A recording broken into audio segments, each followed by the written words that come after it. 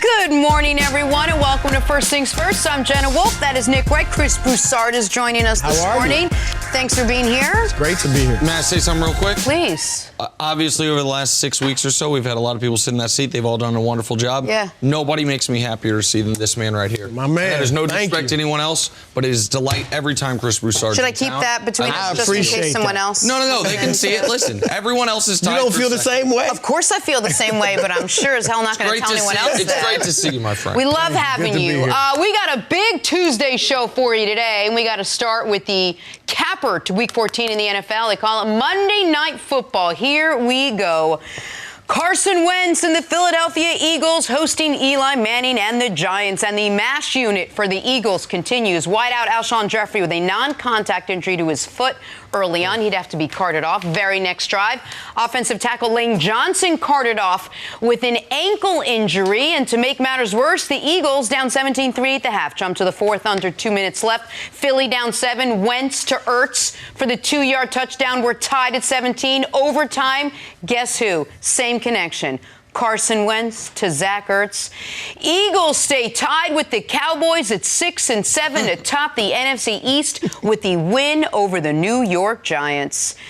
So, Nick, are you more encouraged by the comeback you saw last night from the Eagles, or are you worried about a slew of now new injuries to add to the existing injuries they already had? I'm not encouraged by the comeback, and my biggest concern for Philadelphia is actually not the injuries. That's not great, and we know Carson Wentz historically, not going to throw a bunch of numbers at you to start the show, but he is this quarterback when Lane Johnson's on the field, no matter who else is there, and he's this quarterback in any situation without Lane Johnson. So Lane Johnson being carted off, obviously a problem. But my biggest concern for Philly is they should be embarrassed by how they played in the first half of this football game after being embarrassed by how they played in the second half of last week's football game against Miami. You got outscored 40-6 over a 60-minute period of football by the Miami Dolphins and the New York Giants. Are you kidding me?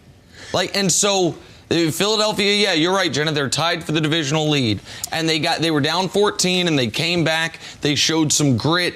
The drive in overtime was excellent. Giants defense didn't put up much resistance, but the way they ended up driving the field in overtime, even if they had to settle for a field goal, the Giants already would have been up against it clockwise because of the 10-minute overtime period. So I will give them credit for not folding, but if you shouldn't need a wake-up call in Week 13.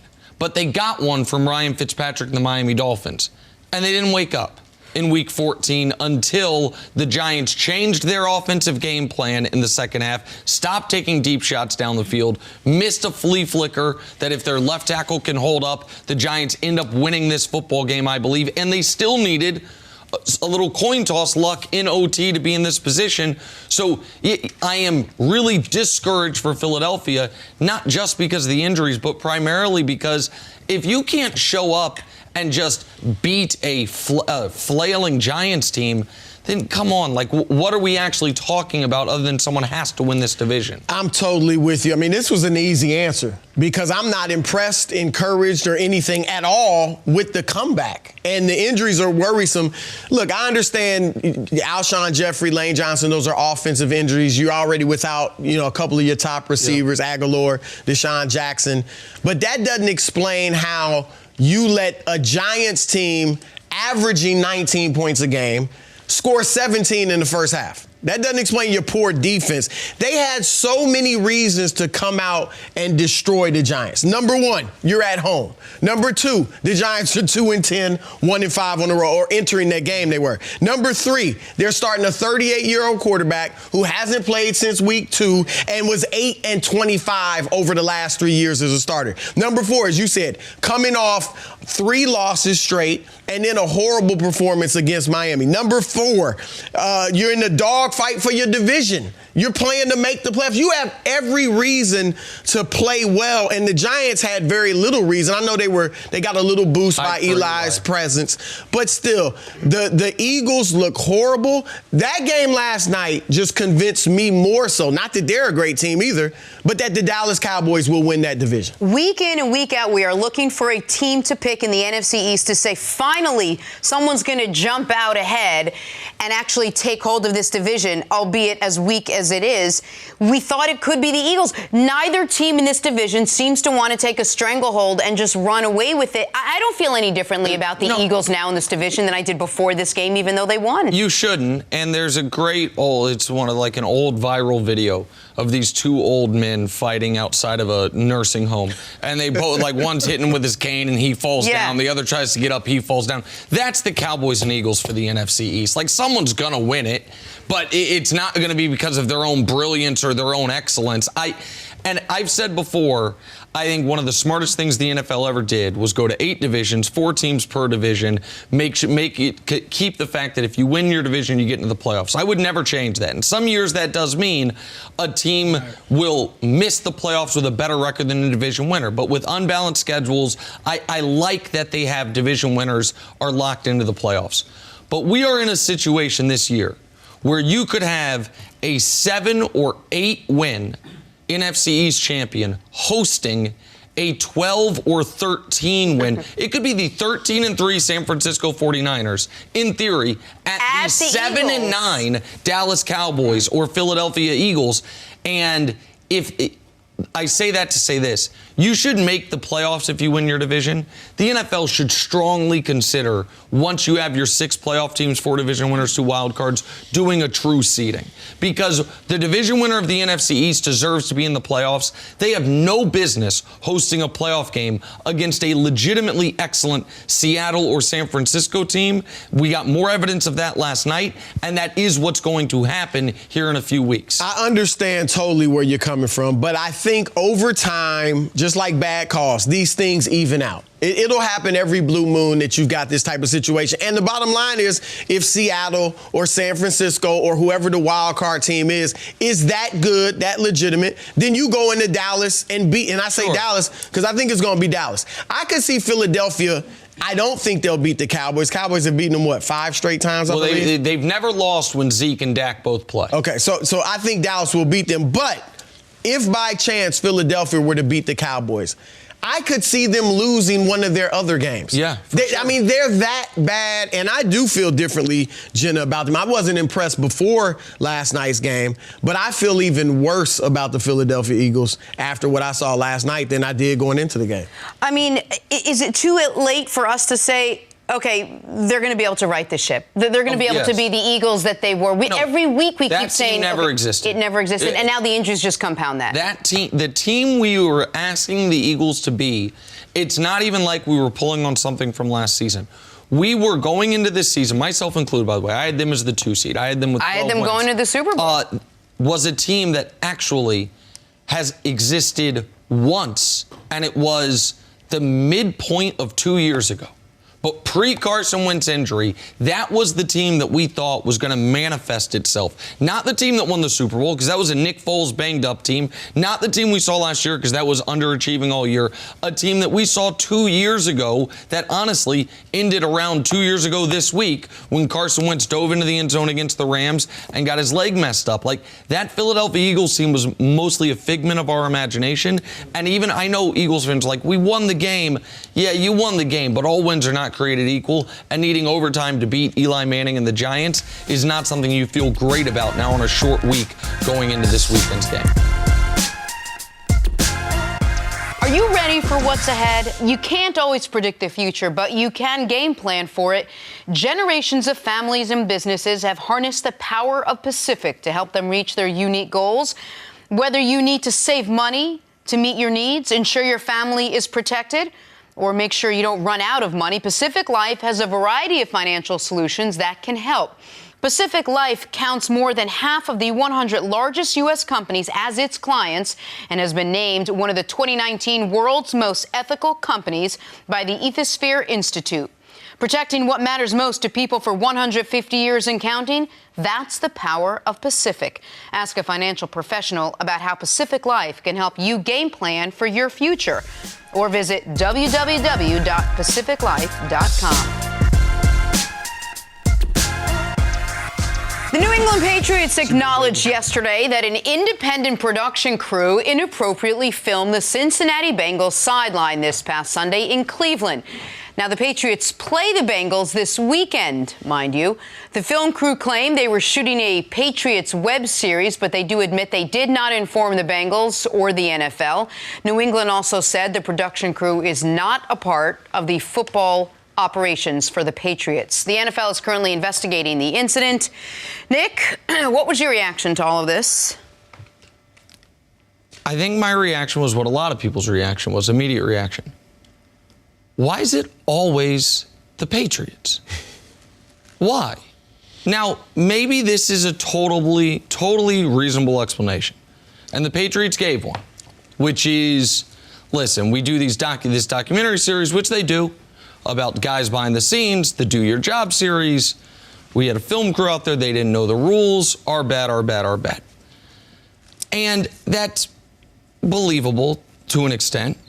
It should be noted that according to the reporting on the original Spygate scandal, when the Patriots had a systematic process in place to unfairly record opposing teams' sideline signals, whatever it was, that according to the Don Van Natta reporting, they were told, if you are caught, tell them it is for a team show. That was reported. That was from a decade. That was the original Spygate. If caught, say it is for a Patriots team show. These people get stopped and the Patriots say it's for the team show. Now, again, that could be coincidental. And it should be noted the Bengals clearly believe the Patriots were up to something.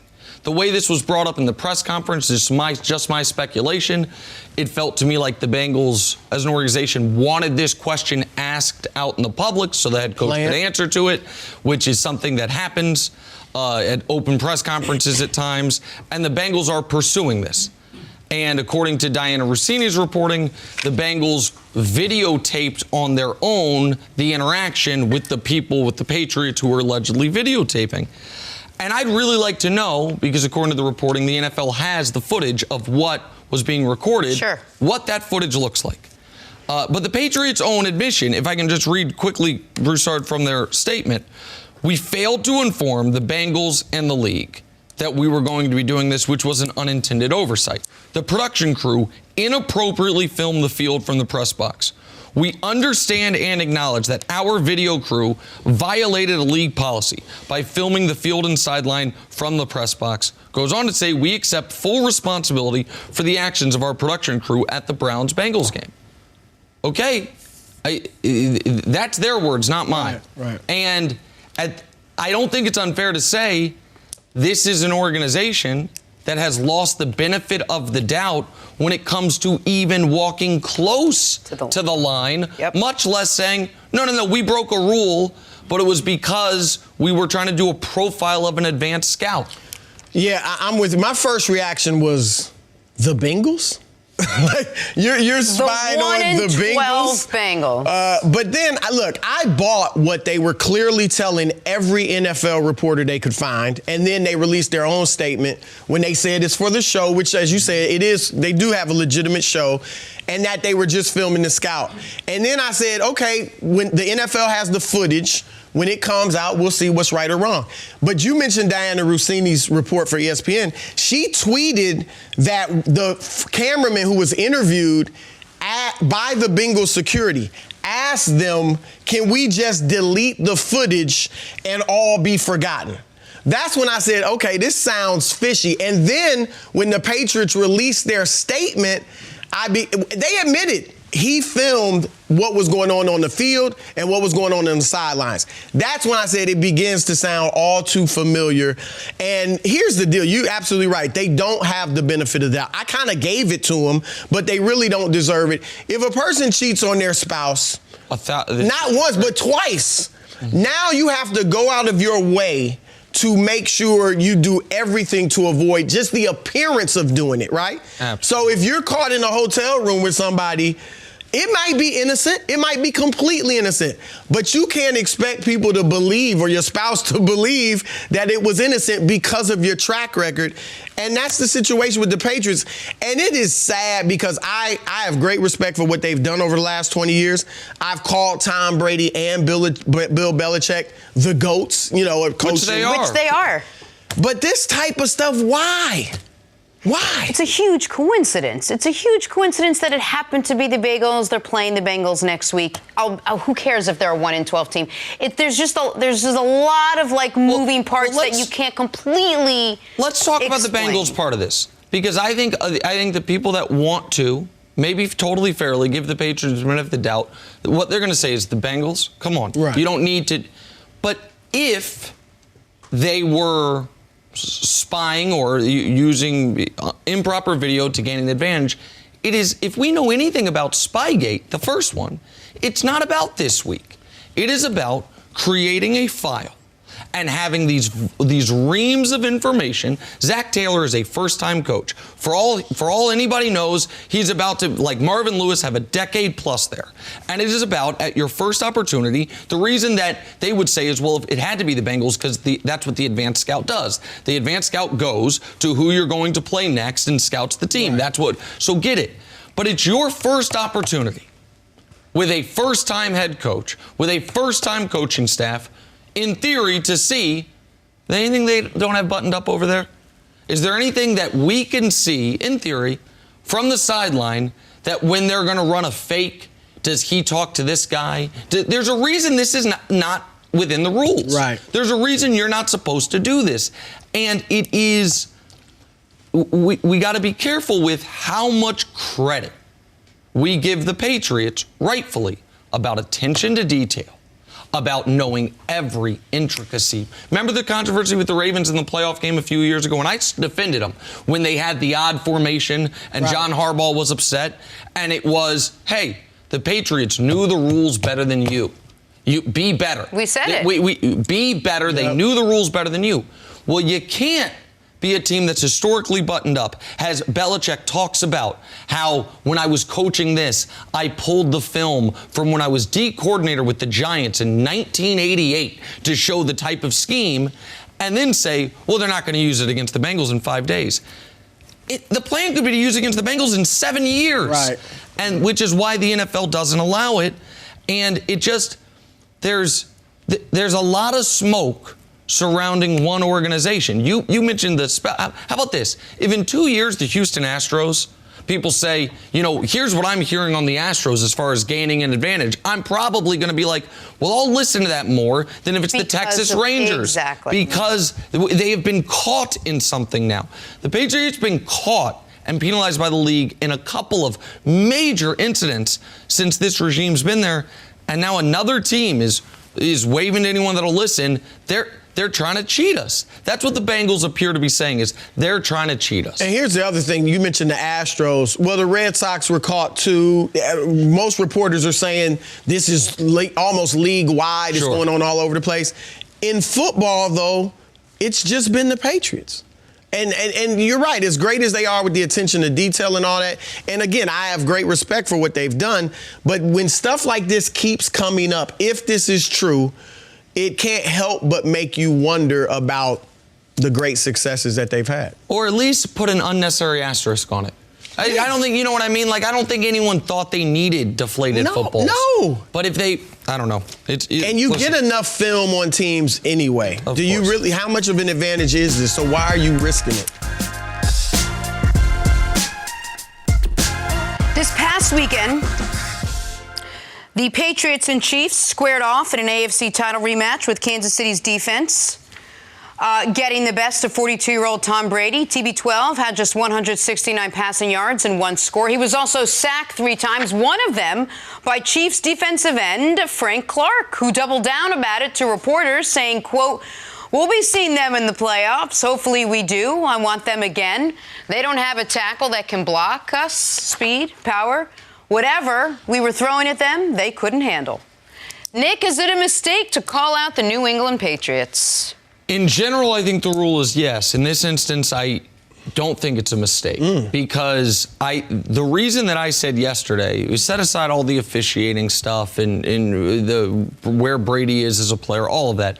The reason I said yesterday for the Chiefs, this was such a critical game, is if they had lost it, the mental edge the Patriots would have over them would be so enormous when In week 6 last year in Foxborough, after a terrible first half, the Chiefs take a fourth quarter lead and can't hold it. In the AFC Championship game at home, the Chiefs take 2 fourth quarter leads and can't hold them. A third time, force a tie to get to overtime and can't stop them. If you then lose to them again, a clearly weakened Patriot team, a Patriot team that was playing its worst month of football all year, then what real belief do you have you can go in there and beat them? But that's not what happened. They did beat them. They pressured Tom Brady at a higher rate than he's been pressured by any team all year by a wide margin. The defense has to feel like it played spectacularly. They got twice on trick plays and a blocked punt on the special teams. That was really the entirety of the Patriots moving the football. So now I think this is LeVar Ball-ish almost. Speak it into existence. We're not afraid of them. You should be afraid of us. And I've never been a huge believer of bulletin board material to begin with. I certainly don't think bulletin board material exists for the best coach teams. Maybe a poorly coached team in the NFL, a team that's kind of waiting its way through the season.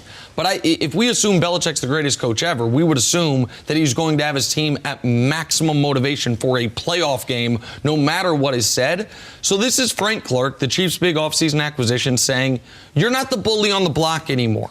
We are, and we have figured you out, and trying to instill that type of confidence in his team. And by the way, the Chiefs shouldn't fear the Patriots. Right now, no quality team should fear the New England Patriots, how they've played the last 6 weeks. Here's the problem. LeVar Ball wasn't right about much. Right?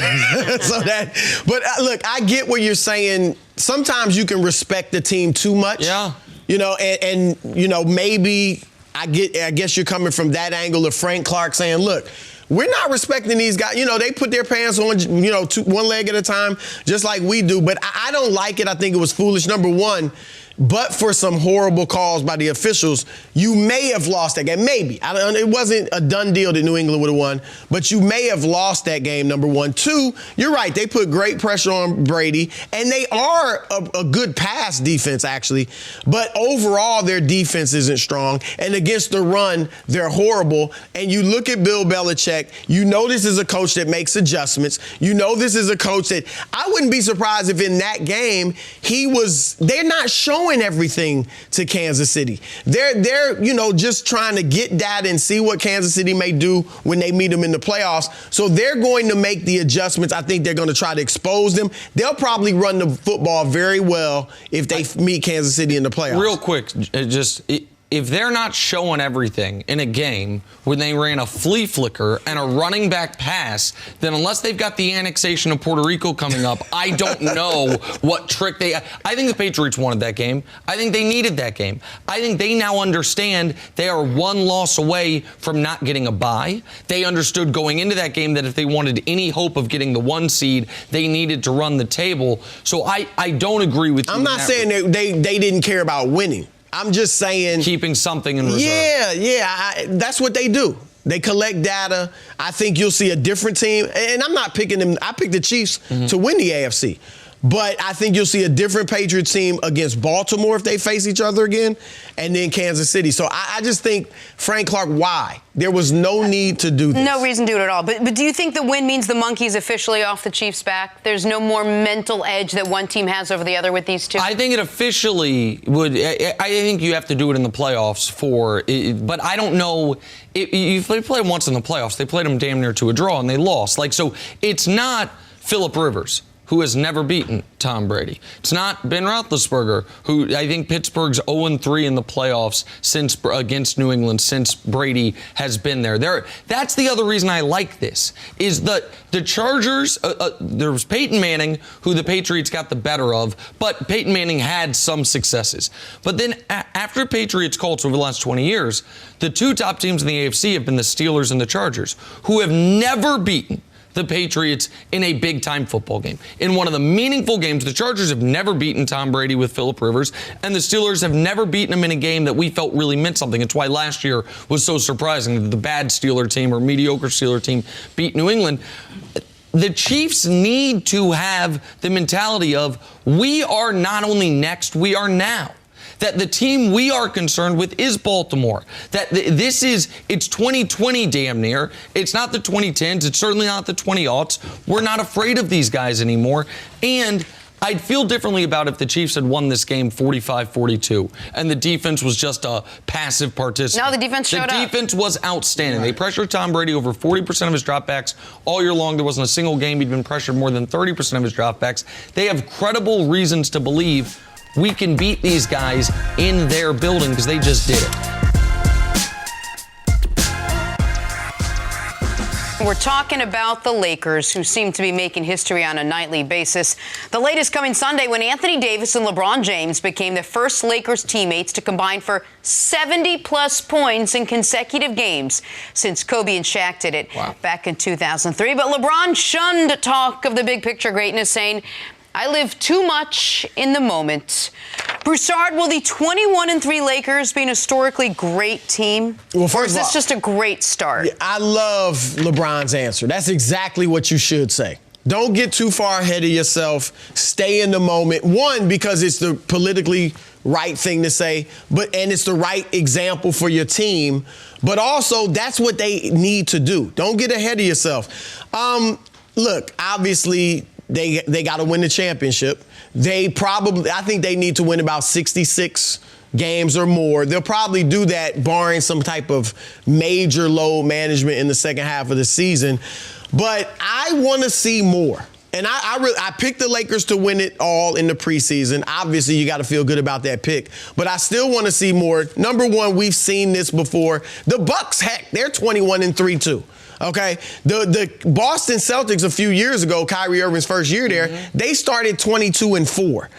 We know Golden State over the course of a whole season went 73-9. What did they start 24-0 that year? Yes, under Luke Walton. Yep. And so we've seen great starts before. The key is to finish it, and that's what they have to do. So I as confident as I am in the Lakers winning this, I'm not as confident in them being the best team in the league as I was, say, in the KD, Steph, Golden State Warriors, who I just knew would win the championship. So I have to see more. They haven't had the toughest schedule. They're 5-3 against teams 500 or better. Great weekend, when they beat Denver and Utah and even Portland. And superb road record. Yes. They've done it away from home something, because I think most people right now acknowledge Lakers and Bucks are the two best teams in the league, but a lot of people think the Clippers are the next best. I think the Clippers are and right the Clippers, there. Despite the win last night, have a losing record on the road.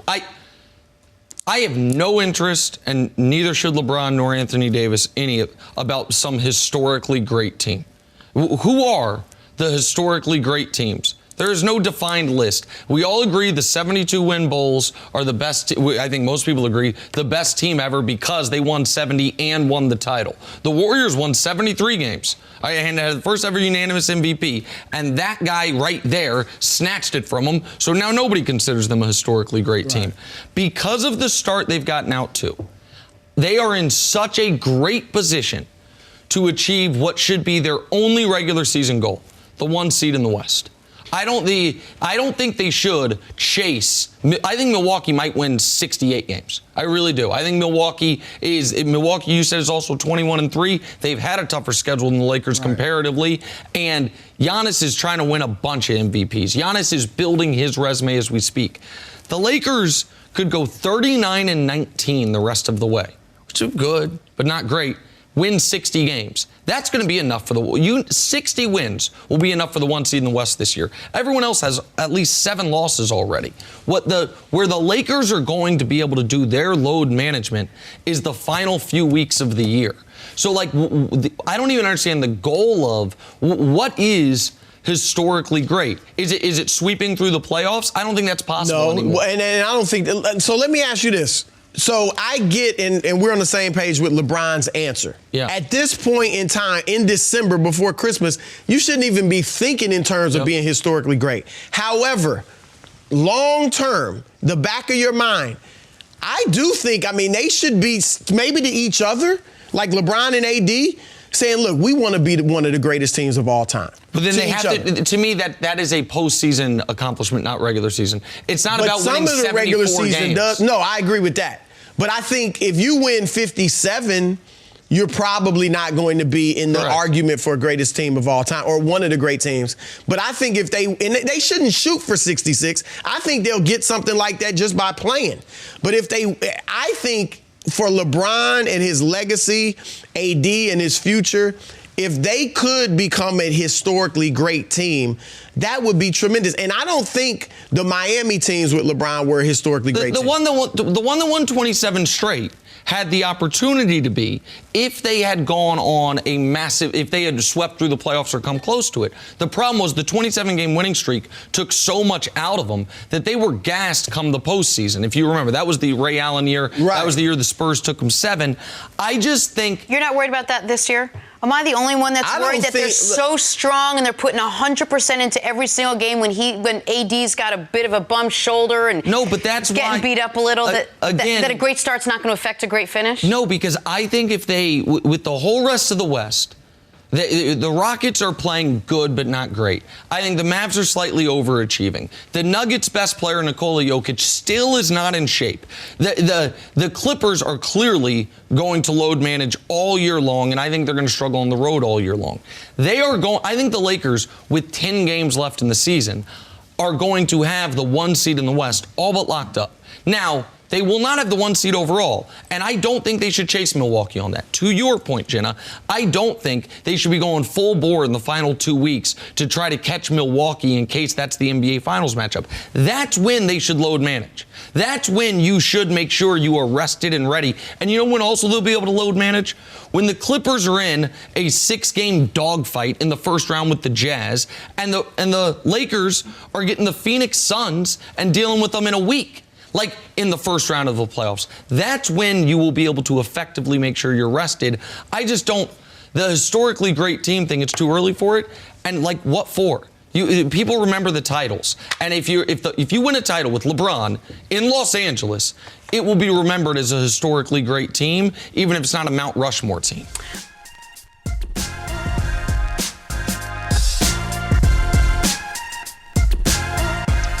Coach, I'll start with you. You more encouraged by the comeback or worried about the injuries to this Philadelphia Eagles team?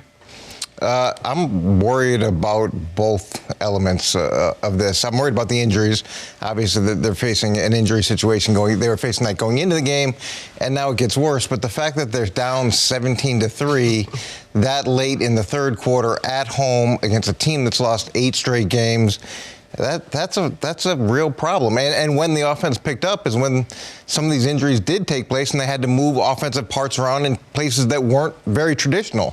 Maybe there's something to be said for what they did offensively late in the game due to the injuries that they can carry over, as they move forward. Maybe they need to have Zach Ertz outside more to give them the looks that they got later from the Giants. And I'm discouraged by the Giants. I thought that Eli was going to be able to get the win. I felt you were rooting for him. I was definitely. But you predicted the Giants would beat. No, but you're saying once you saw the game. Yeah, I wanted to see Eli be able to potentially end his career in New York on a high note, and I thought he played well for most of the game. He might get another shot. He might get another shot, and it's just a frustrating situation between Dallas and Philadelphia. Somebody at some point has got to step up and take control of the rest of the season. Yeah, and for Eli, I don't think this is going to be the determining factor in whether or not Eli makes the Hall of Fame. But Eli now has a losing record. He was 116-116, holding on for dear life to not having a losing record when he got benched. And they put him out there. They're up 17-3. He has a chance to give himself a winning record. And Philly, another reason to answer the question, I don't feel better about Philadelphia. They could have gotten out of this game totally healthy. You can't feel better about Philadelphia. Lane Johnson, the injury is critical. They couldn't deal with more wide receiver injuries. That happened. But also, to Coach's point, it's not only that they were down 17-3, they got totally fooled on a flea flicker that would have ended the game. And if the Giants left tackle can just hold up, Eli, to his credit, from day one in the NFL to last night, he throws a pretty deep ball. He still has that ability. You saw it in the game. And he had the entire team except for the right corner bit. You had everyone with 10 yards of separation. And Eli, it wasn't his fault. He just couldn't get it off because coverage broke down. If that left tackle for the Giants blocks for a quarter second better, the Eagles lose that football game. And what are we talking about here? So I think the Eagles have major questions. I think there's questions about, did we invest in Carson Wentz too early? And if one can ask, I don't know if this is even allowed to do, but can you win a Super Bowl with a backup quarterback as a head coach and not be a great head coach?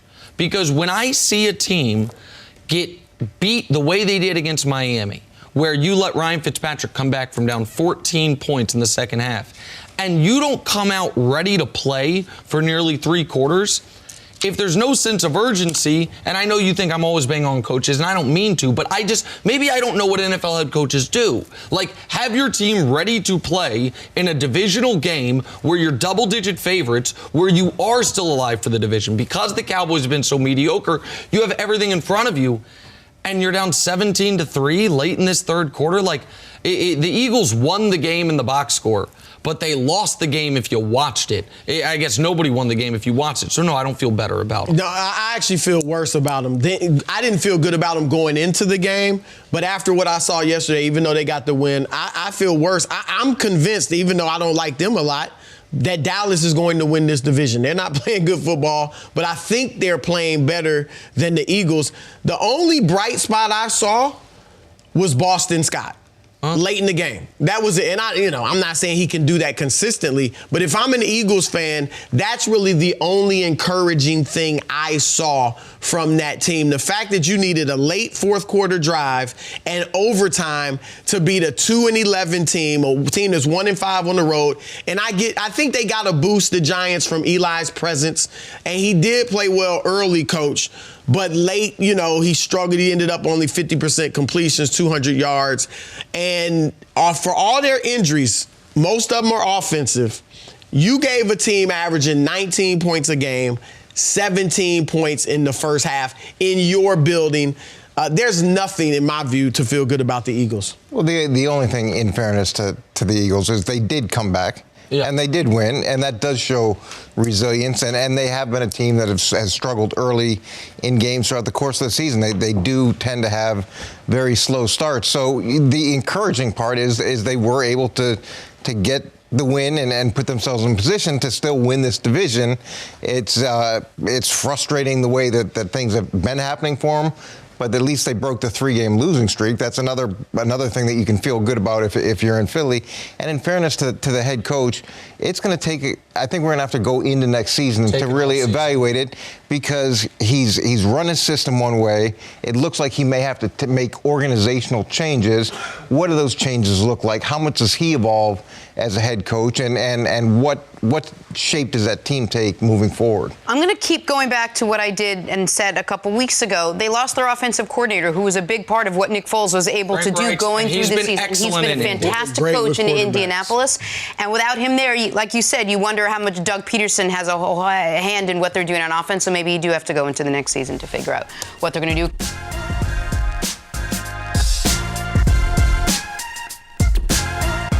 Back here with Coach Eric Mangini, the New England Patriots acknowledged yesterday that an independent production crew inappropriately filmed the Cincinnati Bengals sideline this past Sunday in Cleveland.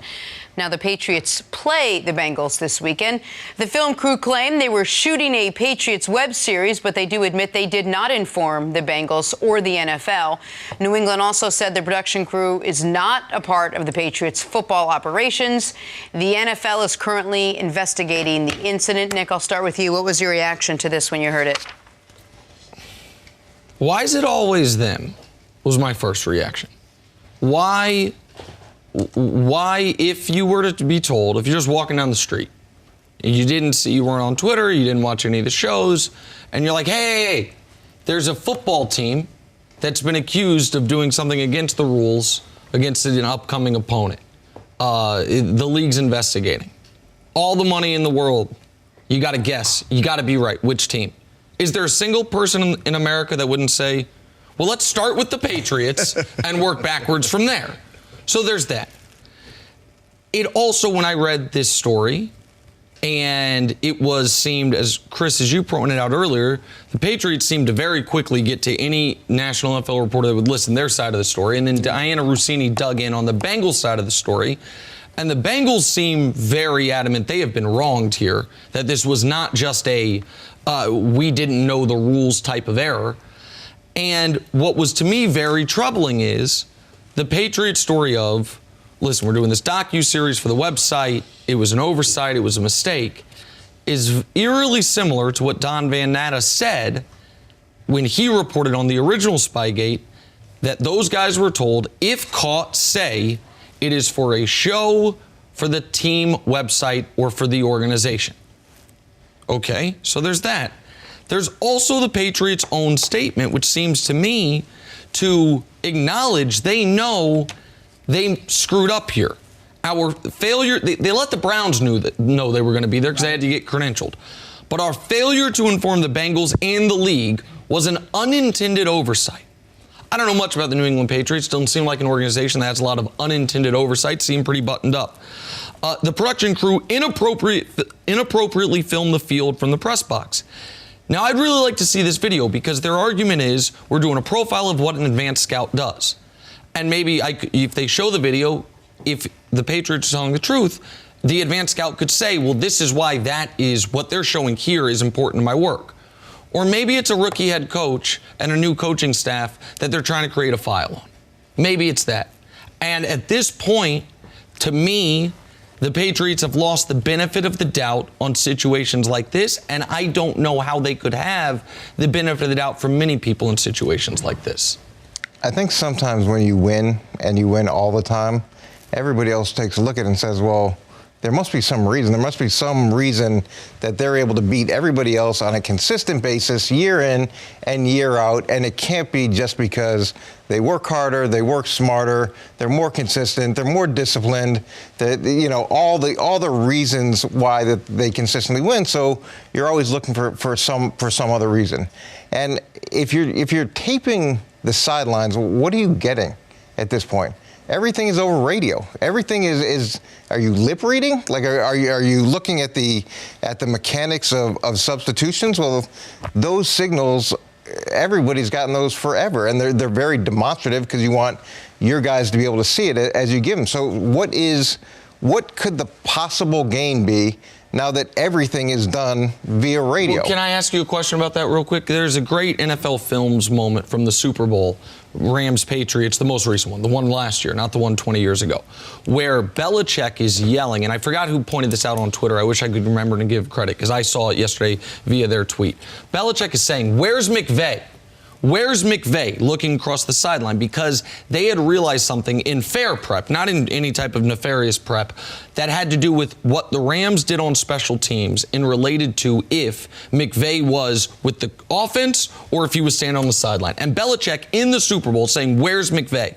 So is it not at least plausible that a team as buttoned up, as smart? You talk about how the Patriots Belichick will pull on a defensive front he used in the late 80s with the Giants, that they could use any possible tendency, especially with a rookie coaching staff and a rookie head coach, to learn, if Zach Taylor's talking to Andy Dalton, we don't have to worry that they are about to run a fake punt. But if he's standing there, is that out of the realm of possibility? The problem with rookie head coaches is they don't have tendencies.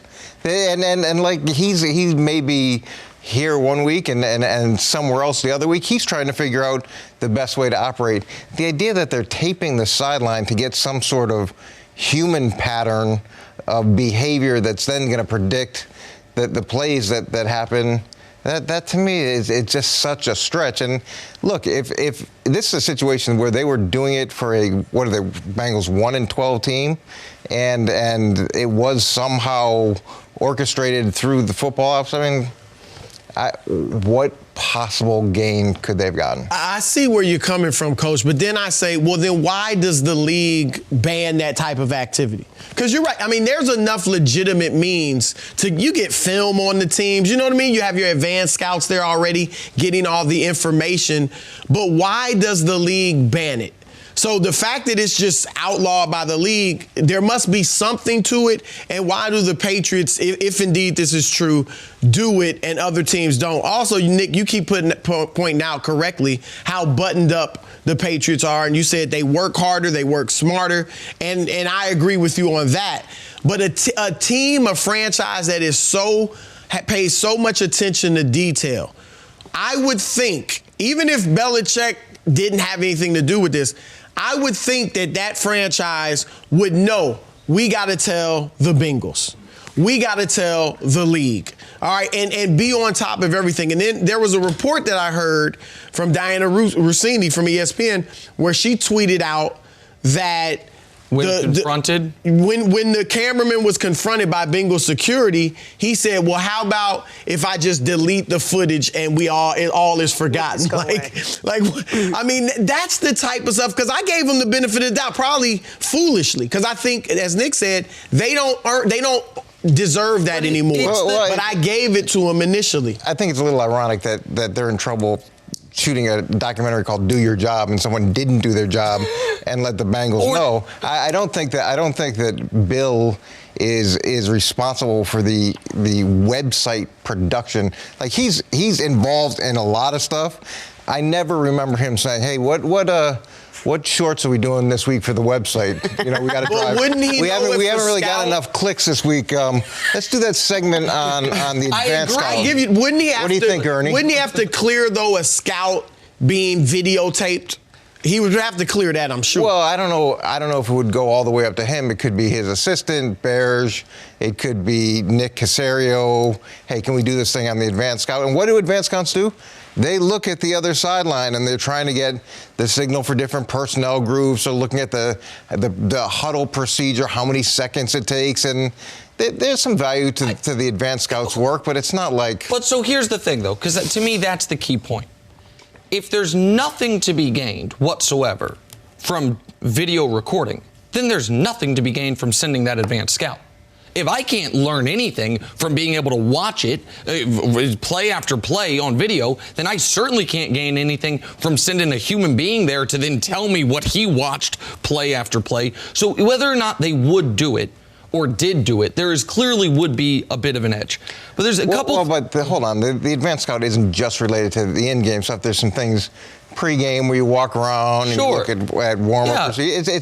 It's a feel. And sometimes your son, who's on the coaching staff, sticks around on the field a little longer than he should, and the opposing team's head coach has to shoo him off. Look, that's happened with one team this year. I understand your frustration when you support a team that hasn't won a lot. No, that's not it.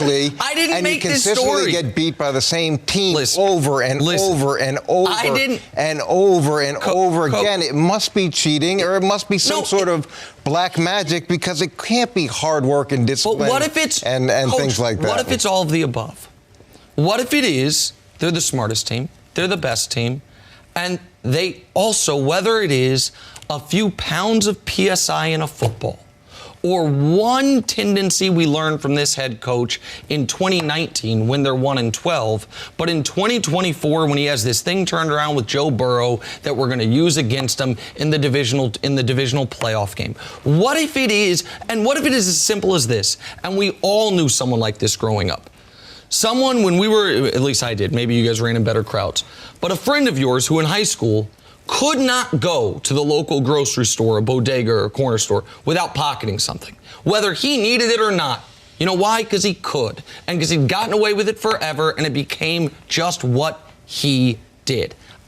I'm not saying the Patriots are that friend. I'm saying of all my friends, they're the ones I'd be pointing at if we got stopped and said, hey, someone pocketed something, and I'd have real reason to believe it.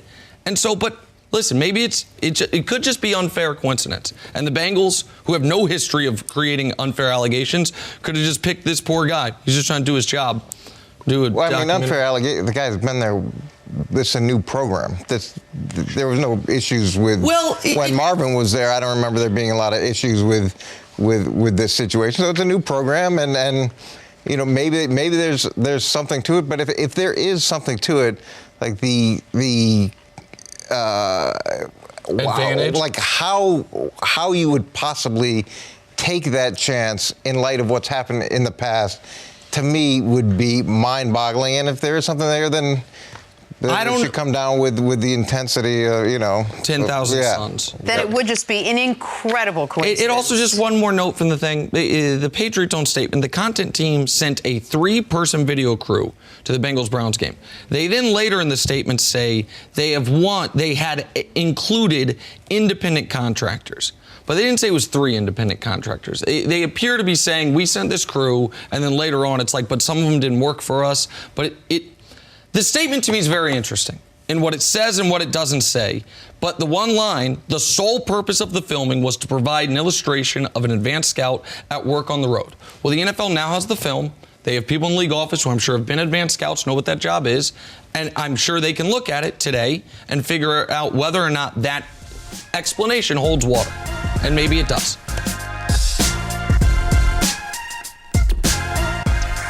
Want to play in or out? Sure. Let's do it. Here we go. Patrick Mahomes injured his throwing hand against the Pats on Sunday, but Andy Reid said X-rays were negative. Chris Broussard, we'll start with you. You in or out on Mahomes' hand injury being a serious concern? I mean, look, Patrick Mahomes, he was my preseason pick for MVP. Obviously, he's not going to get that. And he hasn't played as well as I was hoping. But I'm going to say I'm out. You just got to play through it. I think it's a concern, but I'm going to say not a serious one. I'm in on it because I think it's an additional injury to the one he's already had. So he's had the knee, he's had the ankle, and now he's got the hand. And you see this string of 3 games now where he hasn't played anywhere near as well as he played, prior to the injury. And those things start to add up over the course of a 16-game schedule. Maybe I'm wrong on this. I don't look at this like an ankle injury that is like he suffered in week 1, where you're likely to continue to re-injure it, where you need like a month off, as he basically got because of the knee injury, to fully rehab from it. If he was able to play through the hand bruise in the moments after it happened, I have no concern that he's going to not be able to play through it next week and moving into the postseason. So I'm out. I think Patrick Mahomes is going to be fine. The ankle injury was the one that hampered him, honestly, the most, and he's finally healed from that. All right, moving on. The Philadelphia Eagles got the win over the Giants last night. They moved to 6-7 and pull even with the Cowboys in the NFC East. But both Alshon Jeffrey and Lane Johnson had to be carted off the field with injuries. Broussard, you in or out on the Eagles winning the NFC East? I've said it several times already. I am big time out on this. Obviously, you have the injuries, but they're just not playing good football. And as bad as they are, it's all about the Cowboys in the NFC East. Yeah, I'm out as well. Yeah, I was in on the Cowboys against Chicago, versus this guy, and that didn't. Another bet too. Yeah, that didn't help me very much. But I think that Dallas, at the end of the day, has the better team. It's just figuring out that they have the better team. All right, so sometimes with like great teams, if you see the power rankings like in the NBA right now, number 1 in the power rankings is based on whoever played most recently. Like the Bucks played most recently, so they top the Lakers because they're so good.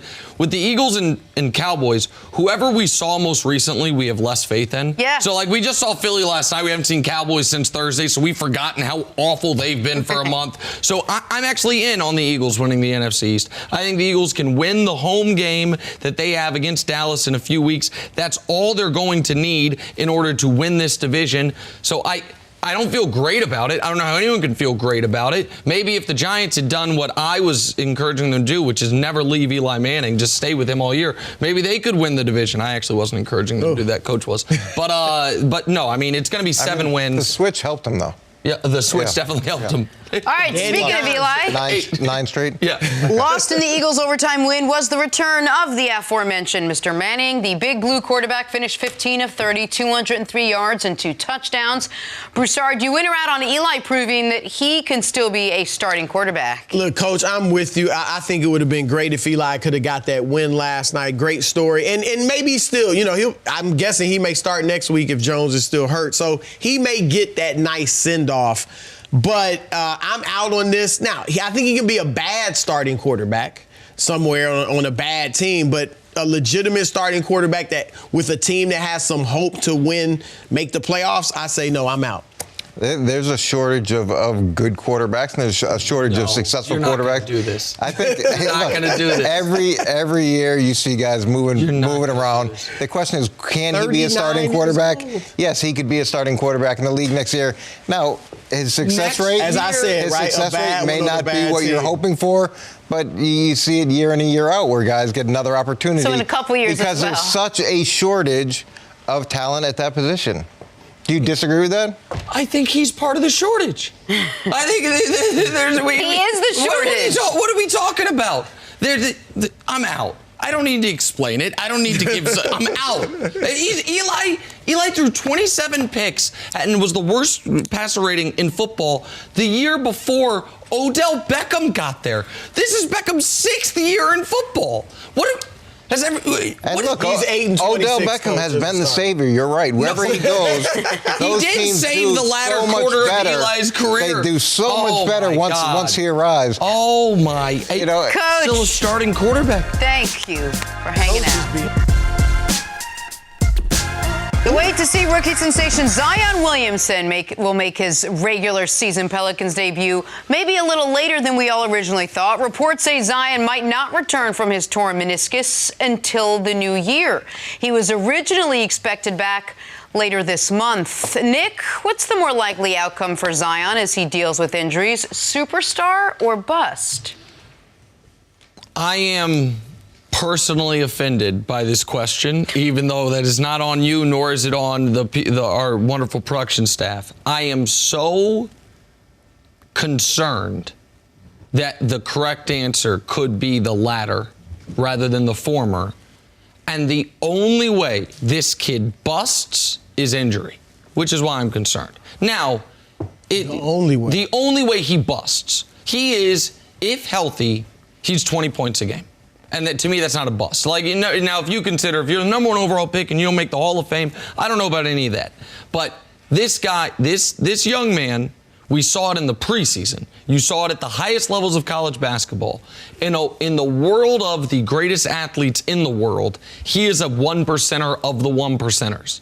And so it is concerning to me as someone who, bless you, makes his living and has gotten such an enormous part of the individual joy in my life outside of my family by watching superhuman athletes do superhuman things. It's not just that this guy is a great basketball player. It's that he's one of the special athletes. And that's one of the reasons I love the NBA. Like KD, for example, coming out of Texas, we knew he'd be amazing. Right. And his skill set was unique. And the fact that he's a 7-footer could do it. But he didn't, for me, give me the thrill watching that someone who looks like they can fly can. And that's what Zion can. And so I still would say superstar. But a knee injury before you play one NBA game is about the worst case scenario. And that's the track he's on, and I hate it. And he's had 3 knee injuries of varying degrees in the last year or so. 3 injuries with a bigger frame, with a knee that has to carry that bigger frame. There's some people around the league do think if he loses too much weight, he's no longer Zion. Like, part of what makes him so great is his size and his bulk, and he can go through and over and around people. I agree with that, by the way. Well, I see where they're coming from, but here's my thing. If he's already 285, if he loses 25 pounds and he's 260, you're still big and huge, especially when you're only 6'6", 6'7", so he still will have that power. I have some concerns, like you obviously, everybody has to be concerned about his health. I have a few concerns about his game. You know, obviously he doesn't shoot it that well, mid-range or the 3. However, I'm going superstar. I like his personality. I like it. I think he'll work hard. I think he'll work on the elements of his game he's not that good at. And what he does best, we know, is attack the basket. And it is easier than ever to get to the rim in the NBA. Easier than ever. I mean, first of all, the floor is spread. You can't hand check anybody. And a lot of teams funnel you to the mid-range. They want to run you off the three-point line, so they're funneling you to the mid-range. And there are very few rim protectors. So you push this guy to the mid-range, and then he's going to be able to go over anybody at the rim. So I'm with you, Nick. And what I love about him is that he should be able to get you 20 some odd points, 10 rebounds, without you really running a lot for him. Correct. So fast breaks, offensive rebounds, he should be able to get 14 again. Right. So you only need like 6 points in the half court to get to 20, and I think he's a plus defender. Maybe not on ball, and rookies are never plus defenders, but he's such a freak athlete, and he's saw him be a weak side shot blocker, even closing out guys on three-pointers. Look, you guys can stick to the basketball start of it. I'll stick to the side I know. He's not going to lose 20 pounds if he's not in the game playing. He does need to lose a little bit of weight. Him sitting on the bench right now and rehabbing, the reason that he may lose 20 pounds in the first couple months of a season is because you're out there burning so many calories every night. Him being out since when? A couple months now, and it might be a little bit more. I think he's going to have gained weight before he goes back in. There's no way he's losing weight, especially not 20 pounds. Well, not right now, I agree with you, but he's going to need a concerted program that's not based on you playing in the games, but in the off season or whatever, where you, like Charles Barkley did it. You know, he said he lost 30 pounds, something like that. It wasn't in his first year. That's what he's going to need. Well, but it needs to be soon. No, I'm saying it needs to be soon, and I don't see maybe in this off season or something. I don't know if it needs to be soon or not. What I do know is this. If he stays healthy, his basement is Blake Griffin. Basement. Now, Blake turned into a better outside shooter. Yes. Blake reinvented himself. The first 5 years, Blake Griffin. Let me do that. Good rebounder, good, decent defender, and amazing above-the-rim guy who, if you have the right team around and going to play at the right pace, can be dynamic. That's why I don't think bust is on the table. And by the way, I don't think Greg Oden was a bust because it was injury. Okay. You know what I mean? Who's the guy the Cavs took #1 overall? Anthony Bennett. Anthony Bennett. Sorry, Anthony. He's a bust. He just never worked out. But bust or not, I want Zion to be an all-timer. We get athletes like this once every 10 years if we're lucky. A meniscus injury before he plays his first game that now seems to be delayed in the return. To me, it's really concerning, and sports-wise, it's sad, and so I know it seems too dramatic, but I love watching. The weight loss was very dramatic. Yeah, I understand. I love watching these guys do things that they're the only people in the world who can do. There are some people that I've heard say, "Well, he should sit out the whole year." And my thing is this: look, at some point you have to play. Basketball. I'm really getting tired, and it's not just basketball. I'm really getting tired of the sit them out, because we're not winning this year. At some point, you got to play. And if a guy gets hurt, it just was in the car. Right, but you don't rush him back. Don't rush him back. But if he's ready to play in January, healthy, go play. Regardless of where the Pelicans are. Yes, I mean, you got to play at some point. Thank you for listening to the First Things First podcast. Remember, leave us a review and tell us what you think. Subscribe to the podcast on Apple Podcasts and catch us on FS1 Monday through Friday, 6:30 a.m. Eastern.